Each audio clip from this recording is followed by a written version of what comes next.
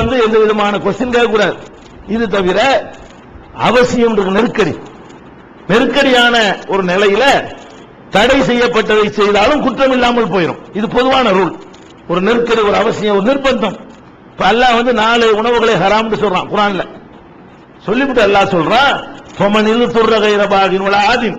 யார் ஒருத்தன் நிர்பந்தத்திற்கு உள்ளாக்கப்பட்டு விடானோ, ஒருத்தன் நிர்பந்தமான நிலைக்கு தள்ளப்பட்டு விட்டானோ, ஃபலா இஸ்ம அலைஹி, அவன் மீது எந்த விதமான குற்றமும் இல்ல. நெருக்கடியான கட்டத்தில் இருப்பார்களே ஆனால் அவங்களுக்கு மன்னிப்பு இருக்கு என்று இருக்குது. அப்ப இந்த மாதிரி மார்க்கத்தினுடைய சட்டங்கள்ல ஒரு நெருக்கடியான, ஒரு நிர்பந்தமான, ரொம்ப மஸ்ட் தேவை என்று ஏற்படுகிறது. அது நிச்சயமா அவசியமா அது இருந்தது ஆகணும். அந்த மாதிரி ஒரு நிலை ஏற்படும் பொழுது அதற்காக வேண்டி நீங்கள் உருவங்களை என்லார்ஜ் பண்ணி வைத்துக் கொண்டால் கூட தப்பு கிடையாது. எப்படி இப்போ திருட்டு பையர், ஒரு 4 திருடன் இருக்கான் ஊர்ல. இவங்களால நாட்டுக்கு பெரிய கேடா இருக்கிறது, இவங்களுடைய போட்டா அரசாங்கத்துக்கு கிடைக்கிறது. அவன் என்ன செய்யலாம், நல்ல பெருசா செஞ்சவங்கள இந்த 4 பேரும் திருட்டு போயிடும், ஜாக்கிரதையா இருந்துக்கிறான். இதுல அவங்கள மதிக்கிறது நோக்கம் இல்ல. ஆனா பெரிய இடத்துல அவன் வைக்கிறான், பெரிய சவத்தெல்லாம் மாட்டி வைக்கிறான், உயரமான இடத்துல வைக்கிறான். எதுக்கு உயரமான இடத்துல வைக்கிறான்? முதலமைச்சர் பதவி கொடுத்துருக்கா, இவன் கள்ள பையன் காட்டுறதுக்கா வேண்டி. இவங்க எல்லாம் திருட்டு பையங்க, இவங்க விஷயம் ஜாக்கிரதையா இருங்க, உங்க பக்கத்துல உட்கார்ந்து இருக்கான்னு பாத்துக்கிறங்க. ரயில்ல பிரயாணம் செய்யும் பொழுது இவர்கள் உங்கள் அருகில் இருக்கிறார்களான்னு போட்டிருப்பான். இது உருவப்படுத்த ஒரு இஸ்லாமிய ஆட்சியா இருந்தா இது நீங்க செய்யலாம். இஸ்லாமிய ஆட்சி இல்லாம செய்யறாங்க. ஒரு இஸ்லாமிய அரசாங்கமாக இருந்தால் நீங்கள் என்ன செய்யலாம், ஒரு உருவப்படுத்த இந்த மாதிரி தப்பானவர்களை அடையாளம் காட்டுவதற்காக வேண்டி, அல்லது நம்ம பையனை காணோம், வீட்டுல வெளியே உணவுல காணோம், அப்ப என்ன செய்ய, காணவில்லை விளம்பரம் கொடுக்கிறோம், பெருசா போஸ்டர் கூட ஒட்டுவோம், இந்த பையனை காணவில்லை. இது எதுக்கு ஓட்டுறீங்க? இது ஒரு நெருக்கடி, இது ஒரு தேவை. காணா போனதை கண்டுபிடிக்கிற தேவை இல்லையா?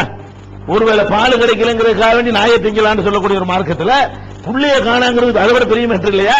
புள்ளைய காணா எங்கன்னு தெரியல, என் புள்ளைய காணான்னு சொன்னா எவன் கண்டுபிடிச்சு தருவான்? அவன் என்ன கருப்பா சிவப்பா எப்படி இருப்பான் என்னங்கிற விவரங்கள் வேணும். நல்ல கலர் போட்டாவோட டிஜிட்டல் பிரிண்ட் எடுத்து செய்யலாம், 4 இடத்துல ஒட்டி வச்சு இந்த பையனை காணா கண்டுபிடிச்சா எங்க அட்ரஸ் தெரிவிங்க அப்படின்னா இது உருவப்படத்தை வச்சாங்கிற ஒரு நிலைக்கு வராது. உருவப்படத்தை வைக்கிறாங்க, மலக்குகளை தடுக்குமே, அந்த கேட்டகரியில வராது. இதெல்லாம் அவசியம், நெருக்கடியான விஷயங்கள் ஆகிவிடுது. அப்ப நெருக்கடி, அவசியம், நிர்பந்தம் என்று வரக்கூடிய நேரத்தில் திருடர்களை பற்றி எச்சரிப்பதற்காக, காணாமல் போன பொருள்களை பற்றி அறிவிப்பதற்காக இது மாதிரி எவ்வளவு, இது உதாரணத்துக்கு சொல்றோம், நிறைய தேவைகள் வரும். காலம் செல்ல செல்ல அதுக்கு சில தேவைகள் இன்னும் விரிவடையலாம். இப்படி எப்போவெல்லாம் உங்களுக்கு நெருக்கடியும் அவசியம் ஏற்படுகிறதோ அந்த நெருக்கடிக்காக வேண்டி உருவப்படங்களை எடுத்துக்கொண்டால் அது குற்றமாகாது. அப்ப இந்த மாதிரியான விதிவிலக்குகளை கழித்து விட்டு சும்மா அலங்காரத்துக்கு, சும்மா சோகாண்டி கேமரா டப்பு டப்பு டப்புன்னு எடுத்துக்கிறது, அங்க ஒண்ணா எடுத்து இங்க ஒண்ணா எடுத்துக்கிறது. இப்ப செல்போன்ல வந்துருச்சு, இப்ப எதுக்கு எடுத்தாலும் என்ன இருக்கிறது, எதை பார்த்தாலும் எடுக்கிறது. என்ன தேவை, என்ன அவசியம், அதை பத்தி ஒண்ணுங்க சின்னதான் இருக்குது. இல்ல அது சின்னதுங்கிற சைஸ்ல குற்றம் வராது, ஆனால் அதை டெவலப் பண்ண இயலும், அதை பெருசாக்க இயலும். அந்த மாதிரி பண்ணிடக்கூடாது. சின்னதுங்கிற வகையில எடுத்தாலும் குற்றம் இல்லை. செல்போன்ல அடிக்கிறீங்கல்ல, அதெல்லாம் மினியில ஒடியாந்துருது, அதுக்குள்ள வச்சுக்கிட்ட வரைக்கும் அதை கொண்டு நீங்க எல்லாரும் பண்ணீங்கன்னா தான் என்ன செய்யும், அது இந்த பெரிய சைஸுக்கு ஓடும். அந்த மாதிரி இல்லாத வகையில உருவப்படங்களை வைத்துக் கொள்வதற்கு தடை இல்லை. இப்ப அந்த ஹதீஸுக்கு திரும்ப வாங்க. வானவர்களை பொறுத்த வரைக்கும் அவர்களுக்கு சில விஷயங்கள் பிடிக்காது, அருவருப்பான வாடைகள் உங்களுக்கு பிடிக்காது, நாய்கள் இருந்தா உங்களுக்கு பிடிக்காது. அதே மாதிரி பிடிக்காது என்னன்னு கேட்டா உருவப்படங்கள் இருக்குமையானால் அது அவங்களுக்கு பிடிக்காது, ரஹமத்தை கொண்டு வர மாட்டாங்க. இது சரியான முறையில் வழங்கிக் கொள்ள வேண்டும். இது போக வானவர்களை பற்றி, அவர்களுடைய டியூட்டிகளை பற்றி, அவங்களுக்கு என்னென்ன பணிகளை எல்லாம் அல்லாஹ் ரப்பல் ஆலமீன் கொடுத்திருக்கிறான் என்பதை பற்றி அடுத்தடுத்த வாரங்கள்ல பார்ப்போம். அஸ்ஸலாமு அலைக்கும் வரஹ்மத்துல்லாஹி வபரகாத்துஹு. கண்ணியத்திற்குரிய எல்லாம் வல்ல அல்லாஹ் ஜல்ல ஷானஹு வ தஆலாவின் நல்லடியார்களே, அல்லாஹ்வுடைய பேரருளால் கடந்த பல மாதங்களாக அல்லாஹ்வை பற்றியும் அவனுடைய பண்புகளை பற்றியும் அறிந்துவிட்டு கடந்த சில வாரங்களாக வானவர்களை பற்றி, மலக்குகளை பற்றி நாம் அறிந்து வருகிறோம். அதன் தொடர்ச்சியாக அல்லாஹ் ஜல்ல ஷானஹு வ தஆலா படைத்திருக்கின்ற வானவர்களிலே சில வானவர்களை பற்றி மாத்திரம் பெயர் குறிப்பிட்டு அவர்களுடைய சிறப்புகளை, தகுதிகளை, அவர்களுக்கு வழங்கப்பட்டுள்ள ஆற்றல்களை அல்லாஹ் சொல்லி காட்டுகிறான். அதுல முக்கியமான இடம் ஜிப்ரீல் என்று சொல்லக்கூடிய வானவருக்கு இருக்கிறது. இந்த ஜிப்ரீல் அலைஹிஸ்ஸலாத்து வஸ்ஸலாம் என்ற வானவரை பற்றி திருமறை குர்ஆனில் அல்லாஹ் ஜல்ல ஷானஹு தஆலா மிகுந்த ஒரு மரியாதையோடும் கண்ணியத்தோடும் அவர்களுக்கு அதிகமான ஆற்றல் வழங்கப்பட்டுள்ளது என்றும் சொல்லி காட்டுகிறான். ஒரு இடத்தில் அல்லாஹ் சொல்கிறான், நஸல பிஹி ரூஹுல் அமீன். இந்த திருமறை குர்ஆனை நம்பிக்கைக்குரிய, அந்த அமீன் என்ற வார்த்தையை ஜிப்ரீலுக்கு அல்லாஹ் பயன்படுத்துகிறான். நம்பிக்கைக்குரிய ஒரு ஆவியாக திகழ்கின்ற ஜிப்ரீல் தான் இந்த திருமறை குர்ஆனை நபிகள் நாயகத்துக்கு கொண்டு வந்தார் அப்படின்ற ஜிப்ரீலை சொல்லும் பொழுது ஜிப்ரீல் கொண்டு வந்தார் என்று சொல்லாமல் ரொம்ப நம்பகமானவர் என்று சொல்லி காட்டுகிறான். இன்னொரு இடத்துல அவரை பற்றி சொல்லும் பொழுது ரீ குவத்தின் இந்ததில் அர்ஷி மகீன் முதாயின் சம்ம அமீன் என்று சொல்கிறான். இதுக்கு என்ன அர்த்தம் என்று சொன்னா, அவர் ரொம்ப வலிமை மிக்கவர். அல்லாஹ் படைத்திருக்கிற மாணவர்களையே ரொம்ப அல்லாஹ் வலிமையை யாருக்கு கொடுத்திருக்கிறான்னு சொன்னா இந்த ஜிப்ரீலுக்கு கொடுத்திருக்கிறான். இந்ததில் அர்ஷி மகீன், அர்ஷுக்கு உடைய அல்லாஹ்விடத்தில் ரொம்ப மரியாதைக்குரியவராகவும் அவர் இருக்கிறார். முதாயின், வானவர்களுக்கெல்லாம் அவர் தலைவராக வேறு இருக்கிறார். இந்த வானவர்கள் கோடானு கோடி வானவர்களை இறைவன் படைத்து விட்டு அவங்களுக்கு தலைமைத்துவத்தை யார்கிட்ட கொடுத்திருக்கிறான்னா ஜிப்ரீல்கிட்ட கொடுத்திருக்கிறான். சம்ம அமீன், மேலும் அவர் ரொம்ப நம்பிக்கைக்குரியவராக இருக்கிறார்.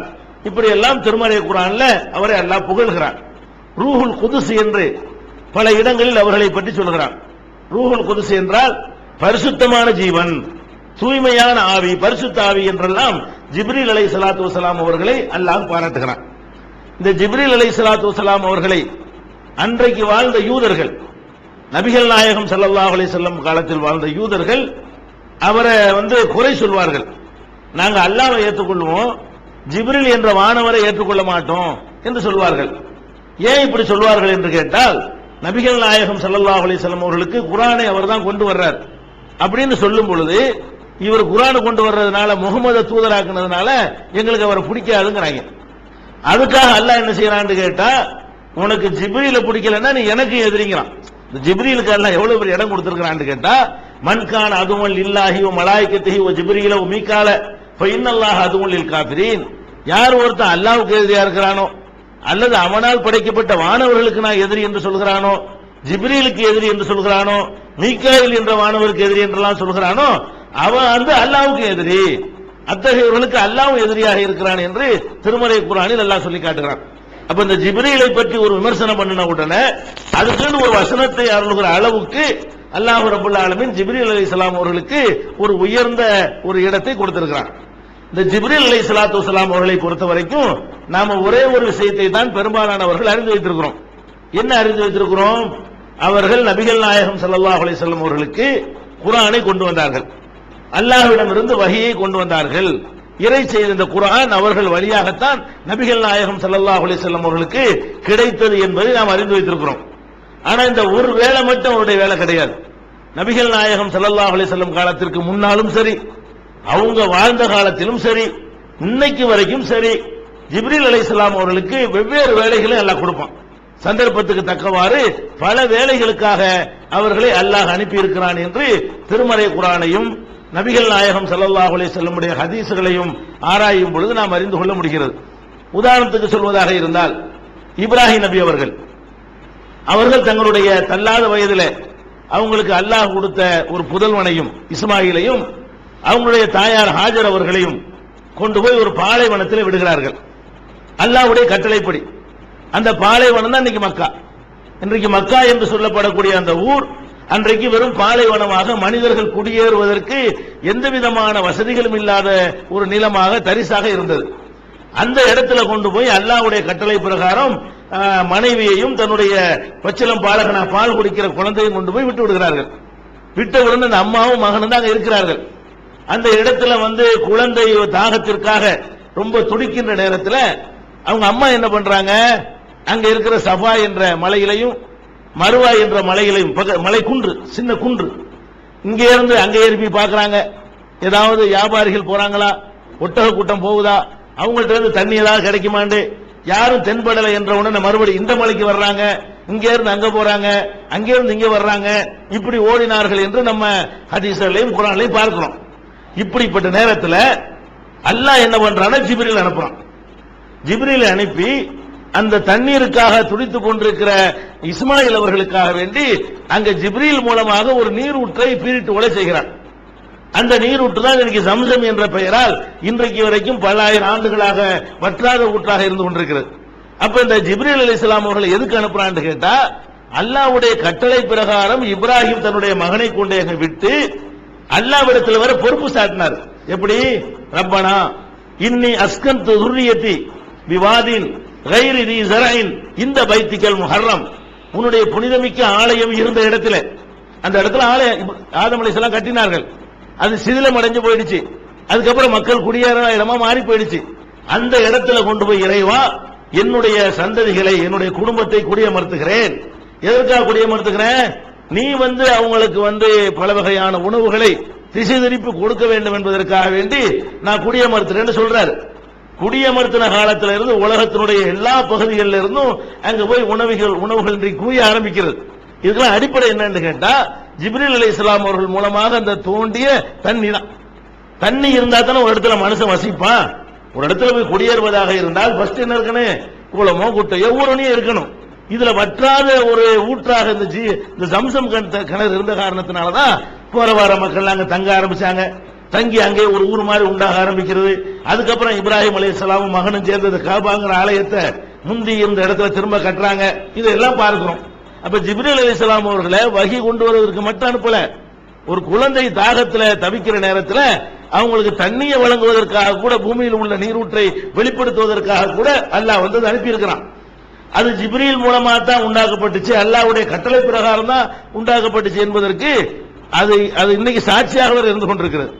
அல்லாஹ் இஸ்லாத்துல சில அற்புதங்கள் சொல்லப்படுமையானால் அதை நீங்க குருட்டுத்தனமா நம்ம தேவையே இல்லை. எல்லாத்துக்குமே தடயங்களை இஸ்லாம் விட்டு வைத்திருக்கும். அந்த அடிப்படையில் இந்த ஜிப்ரீல் தான் இதை தோன்றினாரு.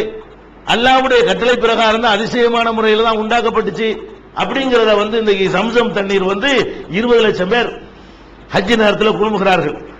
ரமலான் மாசத்துல உம்ராவுக்காக அதே அளவுக்கு மக்கள் குழுமுகிறார்கள். மற்ற நாட்கள் எடுத்துக்கொண்டாலும் 10 லட்சத்துக்கு குறையாமல் அந்த இடத்துல மக்கள் எப்போது இருந்து கொண்டே இருக்கிறார்கள். உம்ராவுக்காக சென்று 10 லட்சத்துக்கு குறையாத மக்கள் எப்போது இருந்து கொண்டே இருக்கிறார்கள். இந்த ரமலானிலும் துல்ஹஜ் மாசத்திலையும் 20 லட்சம் 25 லட்சம் மக்கள் குழுமுகிறார்கள். அவ்வளவு பேர் அதைத்தான் குடிக்கிறார்கள். அவ்வளவு பேர் அதைத்தான் டின்னில் எடுத்துக்கொண்டு வருகிறார்கள். பல ஆண்டுகளுக்கு தேவையான அளவுக்கு எடுத்துக்கொண்டு வருகிறார்கள். குளிப்பதற்கு கூட சிலர் அதைத்தான் பயன்படுத்துகிறார்கள். எல்லா விதமான தேவைகளுக்கும் ஒரே ஒரு கிணத்துல இருந்து தண்ணீரை எடுத்துக்கொண்டே இருக்கிறார்கள். அங்க ஆறு கிடையாது, எந்த விதமான நிலத்தடி நீர் உருவாவதற்கு கம்மாய்கள் கிடையாது, ஏரிகள் கிடையாது, ஒண்ணுமே இல்லை. ஒரு பாலைவனம் தான். இந்த பாலைவனத்தில் ஒரு ஊற்று, அந்த ஊற்று என்ன செய்யுது? லட்சோபலட்சம் மக்களுக்கு தொடர்ந்து சப்ளை பண்ணி கொண்டே இருக்கிறது, குறையவே மாட்டேங்குது. அப்ப அது இறைவன் புறத்திலிருந்து அதிசயமாக ஜிப்ரீல் தான் அதை தோன்றினார் என்பதற்கு அந்த கிணறு இன்றைக்கு சாட்சியாக இருந்து கொண்டிருக்கிறது. அதே மாதிரி இந்த சம்சம் தண்ணீரை ஹஜ்ஜுக்கு சென்றவர்கள் நீங்கள் பார்க்கலாம். மார்க்கத்தில் அப்படி இல்லாவிட்டாலும் அவங்க நம்பி என்ன செய்யறாங்க? நம்ம இறந்து போன பிறகு அந்த தண்ணியை ஊற்றி நம்மளை குளிப்பாட்டணும், அது புனிதம் நினைக்கிறாங்க. அப்படி மார்க்கத்தில் சொல்லப்படல. தண்ணியை ஹஜ்ஜுக்கு போய் எடுத்து கொண்டு 25 வயசு 35 வயசுல ஹஜ்ஜுக்கு போறாரு.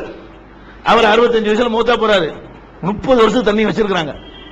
ஒரு கிருமி வர மாட்டேங்குது, ஒரு புழு வர மாட்டேங்குது. அது தலையில ஊத்தணுங்கிறது மார்க்கத்தில் இல்ல. குடிக்கிறது புனிதமானது என்று இருக்கிறது. இறந்து போனவர்களுடைய பாடியில ஊத்தி கழுவணும் மார்க்கத்தில் சொல்லப்படல. இருந்தாலும் மக்கள் என்ன பண்றாங்கன்னு கேட்டா, அந்த சம்சம் தண்ணீரை எடுத்து கொண்டு அவங்க அதை சேமிச்சு வச்சிருக்கிறாங்க. இது நம்ம இறந்து போகக்கூடிய நேரத்தில் நம்ம உடம்ப கழுவும் போது என்ன செய்யணும்? இதையும் ஊத்தி கழுவணும் அப்படின்னு நினைக்கிறாங்க. இவ்வளவு காலத்துக்கு ஒரு தண்ணி வைக்கலுமா? Mineral water வைக்கலுமா? கிருமிகள் எல்லாம் ரிமூவ் பண்ண தண்ணி இருக்கு பாருங்க, சுத்தப்படுத்தப்பட்ட தண்ணி, அது கூட வைக்கலுமா? வைக்க இயலாது. அதுதான் இந்த பானங்கள் விற்கிறவன் எல்லாம் பூச்சிக்கொல்லி மருந்து சேர்க்கிறான். எதுக்காக சேர்க்கிறான்? கடையில் விற்கும் போது 1 மாசத்துல வீணா போயிடும்.